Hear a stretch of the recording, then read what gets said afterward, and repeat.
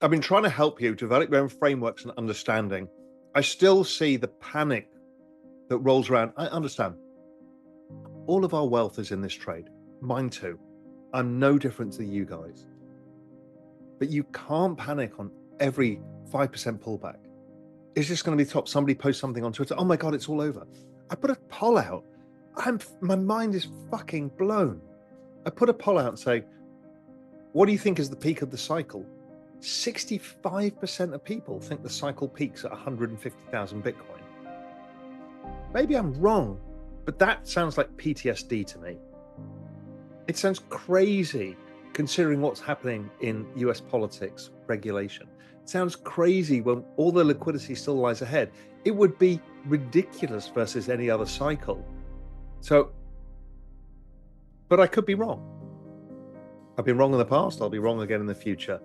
But I can see the PTSD and the fear because it matters so much to everybody.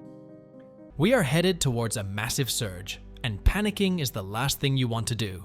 That's the latest word from the CEO of Real Vision, Raoul Pal. Navigating the crypto world can feel like a constant battle with panic, especially when markets move unpredictably. Raoul Pal notes that a 5% pullback often spirals into widespread anxiety, fueled by social media posts and speculation. It's important to remember that these fluctuations are part of the game and don't signal the end of the road. The real surprise comes when you see how deeply this fear runs. A recent poll revealed that 65% of participants believe Bitcoin will peak at $150,000 this cycle. While cautious optimism isn't a bad thing, this outlook might reflect lingering market trauma from past downturns. Pal believes that with major changes still ahead in US politics, regulation, and liquidity, expecting such a modest peak could be overly conservative. Make sure to stick around until the end of the video, as Raoul Pal shares more mind-blowing insights. Also guys, only a small percentage of my viewers are actually subscribed. If you enjoy staying up to date with finance content, consider subscribing or liking the video. It's free and you can always change your mind. Now, here's Raoul Pal on why we are headed for massive gains. The year has been great. The Everything Code has completely nailed it for us. If we've got one thing wrong, two things wrong. One is we expected inflation to be a little bit lower by now, but because rates have not come lower, this kind of weird duality issue. But rates are relatively low anyway. I mean, inflation is relatively low, but I think we'll see rates come lower. The business cycle, our forward-looking indicators are screaming higher. I'll show you that later.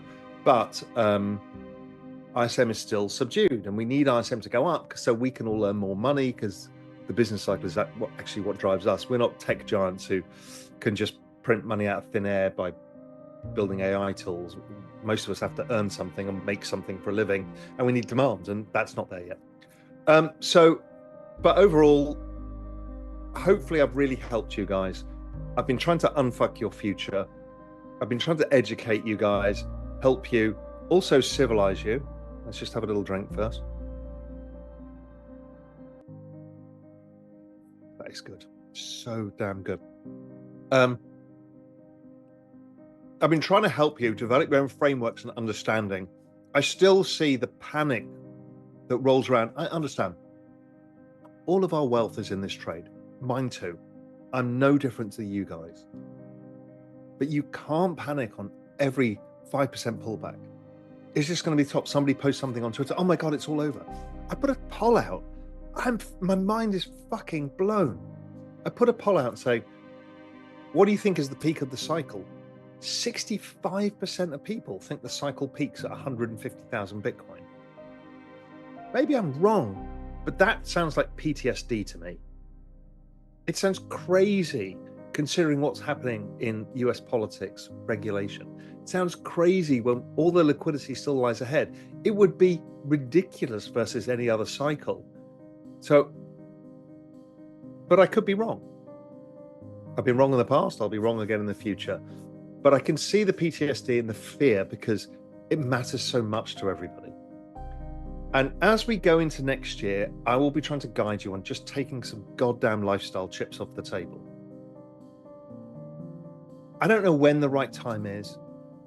And you'll be panicking because the market will fall 20%. You're like, oh my God, I've missed the opportunity. You haven't. I mean, the market's up so much from when most of you guys bought it.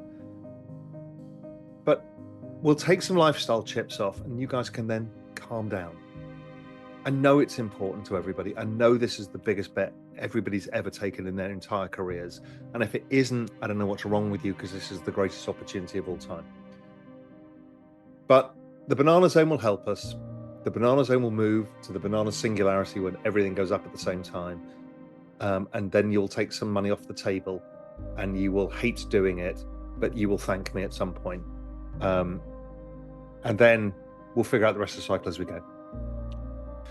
So this is the chart you're all worried about. You're like, oh my God, we're all going to die. I mentioned this on Twitter. You're over-indexing on the fact that liquidity is going to draw and it will bring price down. Are we having it now? I don't know. I don't think so. I think we actually have another push into year end because this chart suggests that it actually goes into year end, but I'm not expecting perfection. So maybe this is the drawdown, but it looks terrifying on the chart. But we've seen all of this before, and let me show you. So here's Bitcoin. Last time Trump came in, it rallied into the end of the year and then corrected 27%. And then it just went up, and alts outperformed because alt season happened. Now that was driven by exactly the same factors. Trump getting in, dollar went up, tariffs, oh my God, and rates went up. Oh my God, tariffs are inflationary. What happened as soon as Trump got in is he said, we don't want a strong dollar, and rightly so. I think they'll say that again. And the dollar weakened and rates went down for the entire next year. Even though the Fed were raising rates in 2027, the long end was going down in yield. That setup is likely to happen again. So we're getting into this perfect setup that whatever the correction is, things will rally. Now, it was Bitcoin that had the bigger sell-off. Other things like ETH sold off less and then rallied back in that period. So we don't know what happens. Let's zoom in here on the chart of Bitcoin. There it is, the Trump victory, this rally in Bitcoin, the correction, and then it did 23x. Yeah, 23x. Are we going to do 23x? Absolutely not. Are we going to do 5x from here? I don't know, probably. You know, my base case is 250 worse, 500 plus in a blow off top market. Each time we've had these kind of transitions into the new government, we have this breakout, and that should continue higher. Don't see why this can't go 200,000 plus. I mean, it would look pretty basic on this chart, even if we have a law of diminishing returns in the Bitcoin cycle. So for me, it feels good. If I look at the global M2, which is another way of measuring liquidity, look, every time we get to election year, you have this tightening of liquidity. We had it in 2016, and then 17 it expanded. We saw it in 2020, then it expanded, and now we've got it again. It kind of retests the breakout and keeps going. Global liquidity is actually driven by the dollar.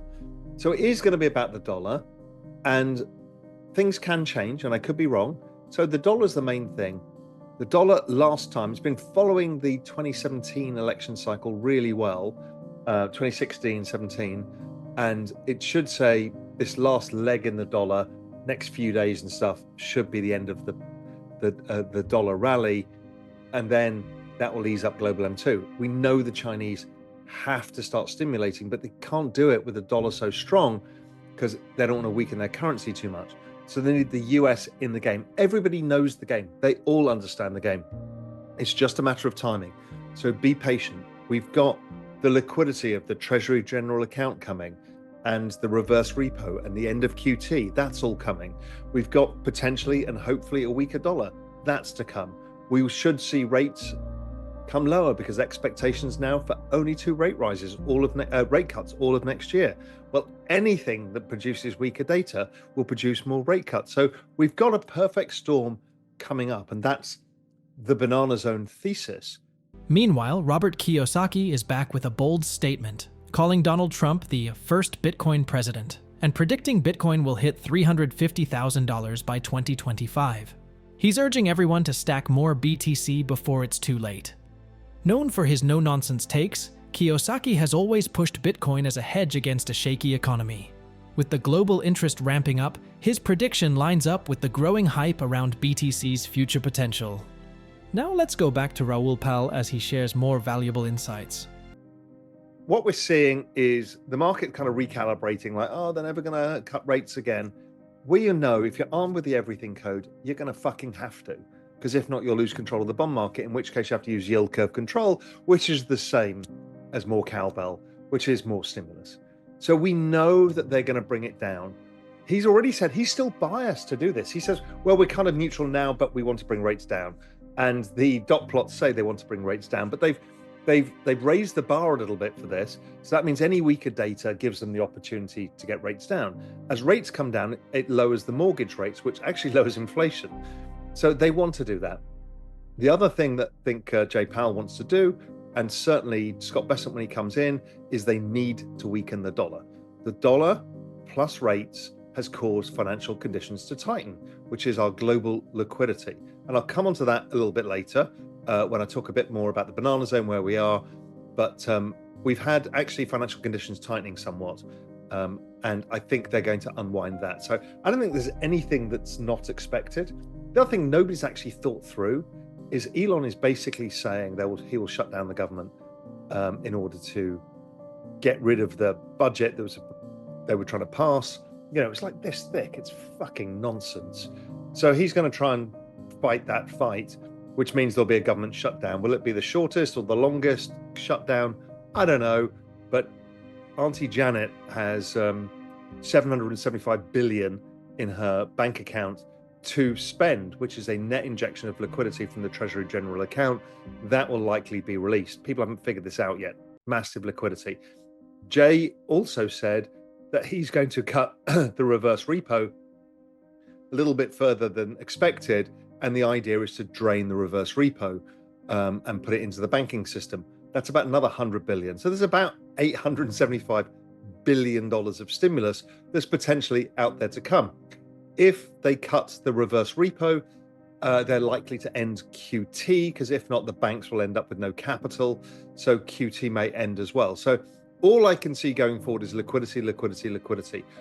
Is this the start of the big correction, or is this a quick shakeout so you people can't hold on to your coins into year end when we get a rally? I mean, the last two election cycles, we finished the end of the year with a big rally. I don't see why this is different. So I'd be careful, not of the market correction. We should expect that. Part of don't fuck this up is expect 30% corrections frequently. But please don't think about, well, I need to hedge this, close my tokens, buy them lower, blah, blah, blah, blah, blah. You should be prepared to accept the volatility, because that's what gives you the gains. If not, you might well be chasing it into year end. By the time you chase it all get long, into, let's say, January 6th, then the market reverses. Just don't get involved in that. Your job is to hold, to own your tokens, don't trade, don't use leverage, just do nothing. Just have a wry smile on your face, drink a fine glass of Bollinger Rosé, roast your own pumpkin seeds, and laugh at the madness of Twitter and the complete emotional cycle. And again, we've all got all of our money tied up in this. I am the same as you. I don't want to fuck this up. I don't want you to fuck this up. I want to take us all in the best way I can over the next 5 years. And these years are the important ones. So just lock in, focus. Let's see what other charts I want to show you from this. There's a lot of stuff about blah, blah, blah, bond yields falling, financial conditions going up. Business cycle about to improve. That's Philly Fed.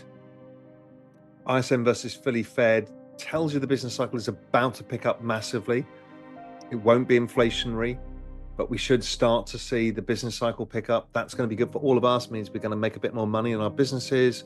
We're going to start to feel a little bit more at ease. We'll be able to invest more money. We'll be able to do stuff like that. But the key thing is, when the ISM picks up, it drives the ETH Bitcoin cross.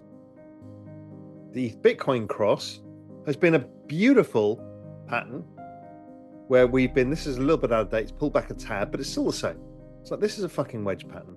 Now, does it break to new all-time highs? I kind of think it might do, but even if it doesn't, it's a big range, big sloppy range. It means that ETH is at the low end of its range, and it'll probably get back to the high end of its range, and it remains stable in its relationship versus Bitcoin.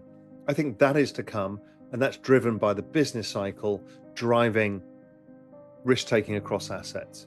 But when we come into that, the business cycle going up is the key trigger for altcoin season. This period in the crypto market isn't about predicting every twist and turn. According to Raoul Pal, it's about understanding and accepting the game's inherent volatility. Corrections, including sharp 30% pullbacks, are natural. They create the foundation for future gains. Looking ahead, the broader business cycle shows signs of improvement. Pal believes that as economic conditions stabilize, this could trigger more risk-taking across assets, setting the stage for altcoin season, and possibly pushing crypto prices even higher. Anyway guys, before we go, if you want to stay most up to date on the crypto and Bitcoin world, make sure to subscribe to my daily 5-minute crypto newsletter. It's a concise resource for the latest expert predictions, breaking news, and top-on-chain analysis trusted by over 50,000 subscribers for insightful crypto investment information. Don't miss out on the opportunity to stay informed in the crypto market. The link is in the description below. I hope you all enjoyed today's video and that it provided you with some value. I'll see you all in the next one, and as always, all the best.